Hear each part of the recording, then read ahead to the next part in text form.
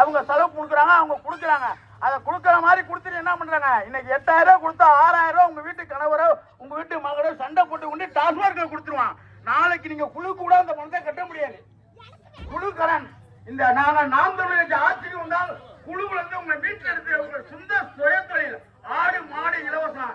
கேவலமா நினைக்காதீங்க. நம்ம முன்னோர்கள் எல்லாருமே ஆடு மாடு வளர்த்துதான் பொண்ணு 5 பொண்ணு 5 பொண்ணை கட்டி கொடுத்துருக்கிறது ஆடு மாடு காசு மனத்துல தான் கட்டி கொடுத்துருக்காங்க. இப்ப என்ன செய்யறான், இப்ப நகை என்ன விலை விற்கிது நம்ம நினைச்சே பார்க்க முடியாது. கிராம் 20,000 இவங்க கொடுக்குற 8000 வச்சு பொம்பளை பிள்ளை வச்சு படிக்க வைக்க முடியுமா?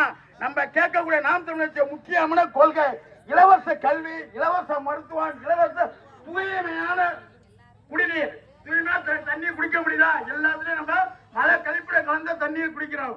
இங்க மயிலாடுதுறை மாவட்டத்தில் தலைமை மருத்துவமனைங்கிறோம். டாக்டர் இங்க போயினா எல்லாத்துக்கும் மருத்துவர் கிடையவே கிடையாது.